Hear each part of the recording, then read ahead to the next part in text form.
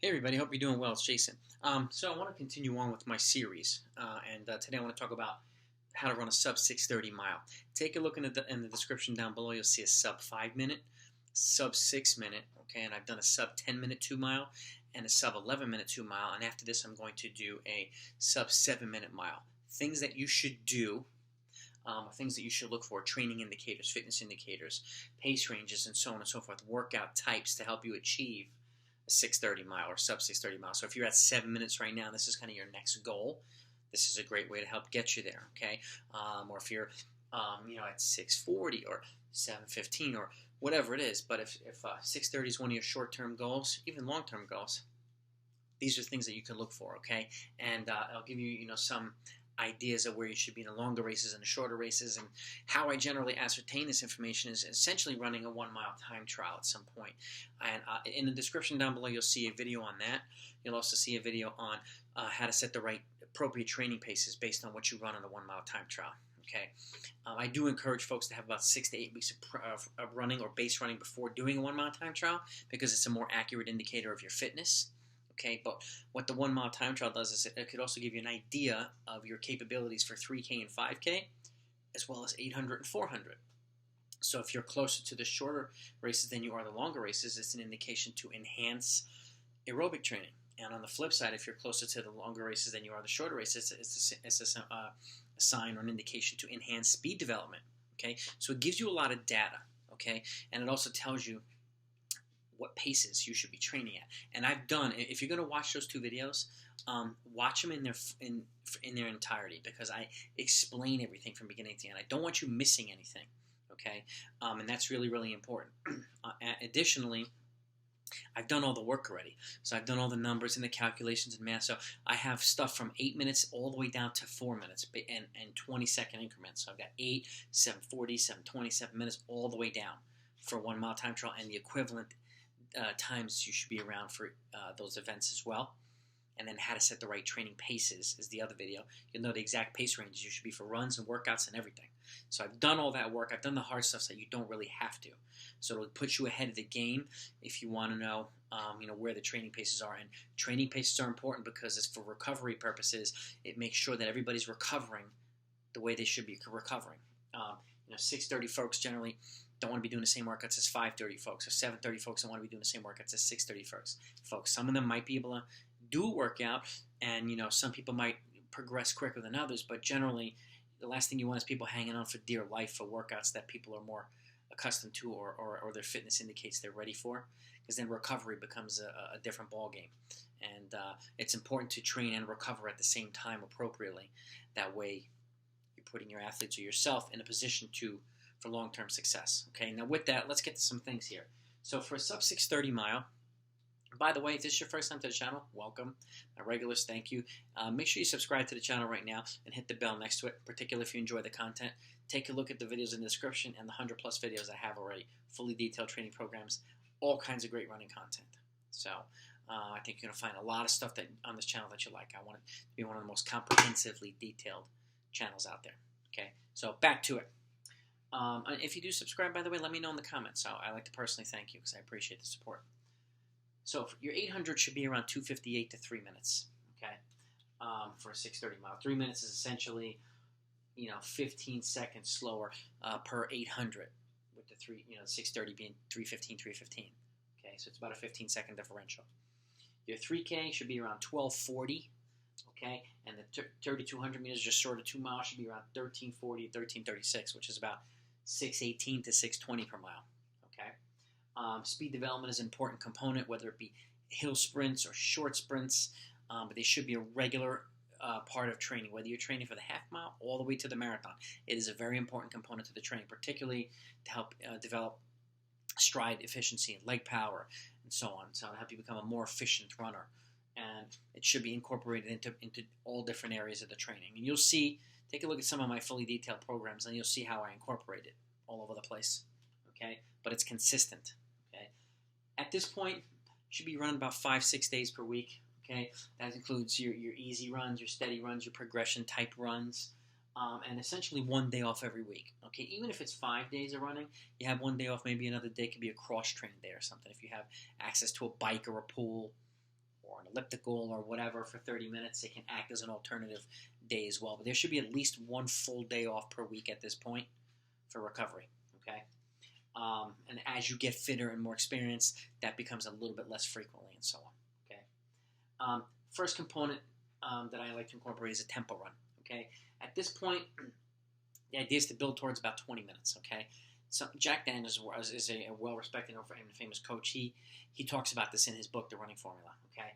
I have a little bit of a different approach on how to get to 20 minutes, but this is how I do it. I break it up into 6 pieces, but it's to make sure that you're training in the right paces, okay?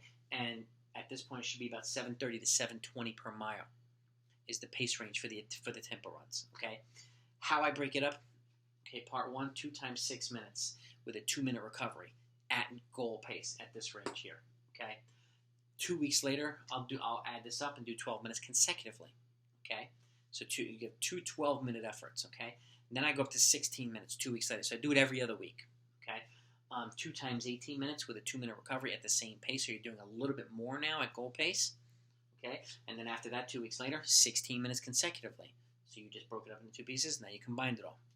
And then the 5th time, 2 times 10 minutes, a little bit more at goal pace with a 2-minute recovery. And then the last one, 20 minutes consecutively at the goal tempo pace, 7:30 to 7:20 per mile. It gives you an opportunity to gradually build up while getting as much out of the pace as possible, rather than trying to do 20 minutes every time and potentially, locking in and then slowing down and so on and so forth. You never really know, and slowing down and decelerating could be a little bit frustrating. This is a kind of an easier way to build towards the 20 minutes, and then at that point you can build towards 4 miles and even longer as you get fitter, okay, and more experience and start running longer races. But this is a good thing to incorporate, let's say every other week, okay? Short reps for speed development, okay?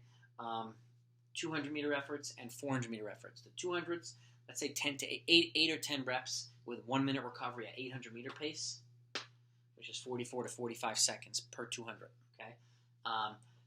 400-meter efforts, about 6 to 8 reps. You're starting at 90-second recovery, and then if you repeat the workout, you kind of build towards 1-minute recovery, okay? So you can go 1:30 for the first time, 1:15 for the second time. And you want to build towards 1 minute if you can.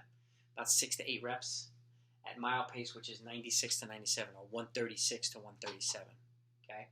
Now, longer reps, 800-meter efforts, 5 to 6 reps with a 2-minute recovery at 3K pace, okay, at 320 to 318, alrighty, which is